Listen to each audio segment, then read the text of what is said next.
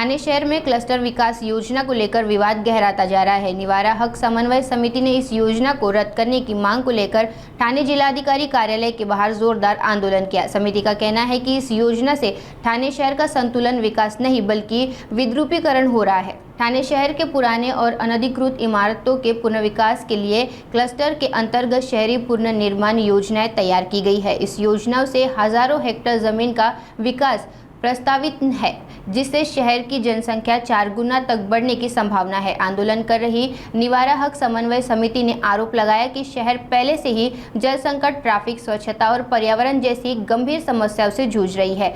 ऐसे में बिना समावेश योजना से क्लस्टर प्रोजेक्ट लागू करना शहर की स्थिति और बिगाड़ सकता है। मनपाड़ा, गणेश नगर और आज़ाद नगर जैसे इलाकों से बड़ी संख्या में नागरिक इस आंदोलन में शामिल हुए। आंदोलनकारियों ने चेतावनी दी कि अगर उनकी मांगों पर ध्यान नहीं दिया गया तो अगला कदम सीधे मंत्रालय के बाहर मोर्चा निकालने का होगा। गणेश नगर, मानपाडा, मनोरमा नगर, आझाद नगर या ठिकाणी जो म्हणजे ठाणे शहरामध्ये जो क्लस्टर योजना राबवायची शासनाने ठरवलेली आहे।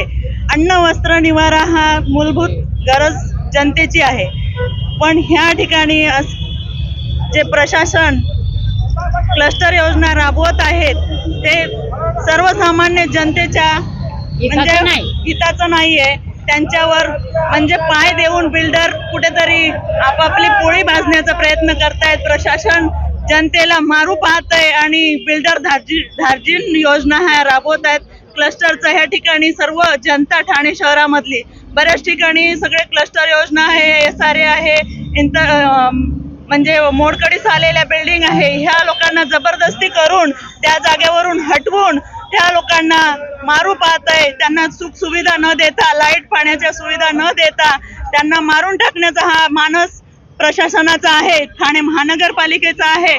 बिल्डरला आणू पाहतायत आणि आपली पोळी भाजून घेतात आणि जनतेला मारण्याचा कट हा प्रशासनाचा आहे। या ठिकाणी आम्ही सर्व ठाणे शहरातील लोक इथे सहभागी झालेले आहेत। क्लस्टर विरोधात आम्ही हा निषेध मोर्चा काढलेला आहे आणि ह्या ठिकाणी सर्व मिळून आम्ही क्लस्टर योजनेचा निषेध करतो आणि आम्हाला क्लस्टर योजना नको आहे। जे आहे त्या आमच्या झोपड्या आम्हाला कापी आहेत, आम्ही तिथे आनंदात आहोत। जबरदस्ती करू नये आणि क्लस्टर योजना आमच्यासाठी राबवू नये। आझाद नगर, मानपाडा पूर्ण ठाण्याची पब्लिक याच्यामध्ये आलेली आहे। त्याचं कारण काय, आमच्याकडे क्लस्टर योजना जी आलेली आहे ही लोकांना 2016 साली आली असं कळलं जाते। त्याच्यावरती सह्या केलेल्या झालेल्या असतील। जर लोकप्रतिनिधी असतील, आमदार असतील, खासदार असतील, त्यांनी बॅनर लावून किंवा लोकांना जागरूक केलं पाहिजे। आता आम्ही जे प्रकार बघतो आमच्या इकडे, दुपारी गपचूप लोक झोपलेले असतील तेव्हा त्याच्यावरती नंबरिंग करायला येतात आणि त्याच्यावरती कोणाला काही इंटिमेशन देत नाहीत किंवा तुम्ही कशासाठी आलात, काय करताय। साधी गाडी उचलायची असेल तरी ट्रॅफिकवाले सांगतात का तुम्ही तुमची गाडी बाजूला करा। हे घरावरती डायरेक्ट नंबर टाकतात, बोललं की पळून जातात, पुन्हा गपचूप येतात। म्हणजे ही कुठला प्रकार आहे आजपर्यंत लोकांना कळलेलं नाही, कोणाला नोटीस नाही, कोणाला काही नाही। बरं, ही योजना जर त्यांच्या हिशोबाने चांगली आहे तर सगळ्या लोकप्रतिनिधी असतील, सगळ्यांनी येऊन आम्ही सर्व समक्ष एक महासभा घ्या सांगितलेले। त्या महासभेतनं लोकांना कळवा, खालचं देणार, वरचं देणार, डबल देणार, 3 देणार, सगळं फेकाफेकी चालू आहे। लोकांना फक्त गुमराह करायचं काम चालू आहे। फक्त झोपडपट्टी, पहिलं क्लस्टर योजना फक्त धोकादायक बिल्डिंगीसाठी होत्या। धोकादायक बिल्डिंगी न घेता त्याच्यामध्ये कमी FSI मिळत असेल तर आता झोपडपट्टीकडे वळले। कारण आमच्याकडे फक्त 2 माळे आहेत।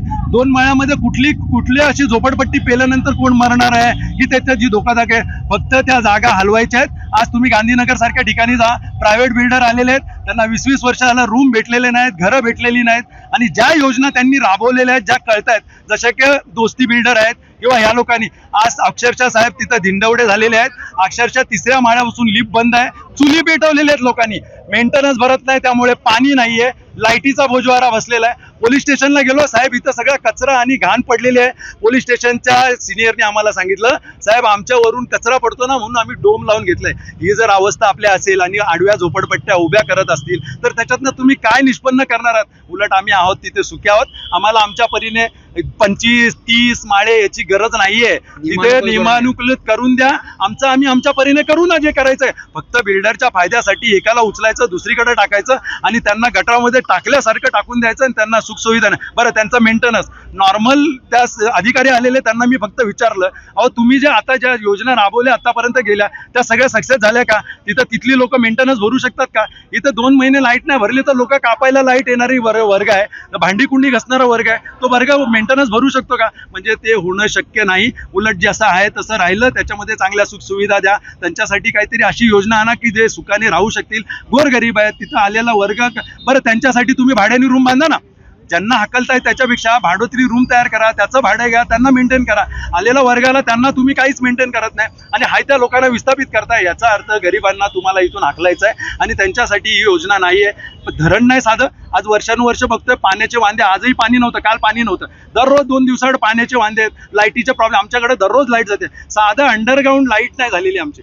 वरच्या लाईटी तुटणार, वायर तुटली का परत तात्पुरता बंद. म्हणजे 4ही बाजूने आम्हाला सगळीकडून शोषण करून घेतलेलं आहे. रोड सक्सेस आज सर्व्हिस रोडच काढायला घेतलेत. अरे कसलं प्लॅनिंग आहे? टाउन प्लॅनिंग आहे. आज उद्या मानपाडा नवीन ठाणं तयार झालं, उद्या जर तो बोगदा तयार झाला, तिथं येणाऱ्या लोकांसाठी येणारी गर्दी तयार होणार. त्यांच्यासाठी कुठलं नियोजन आहे? रस्ते नाही, रोड नाही, लाईट नाही, पाणी नाही आणि इथे क्लस्टर योजना राबवतात. विचारलं तर 30 माळ्याची बिल्डिंग, 40 माळ्याची बिल्डिंग, 50 माळ्याची. अरे कोणासाठी बांधतायत ते आणि कोण येऊन तिथं राहणार आहे आणि कशासाठी मेंटेन करणार आहे? त्यामुळे आमचा जाहीर निषेध क्लस्टर योजना बंद करून टाका.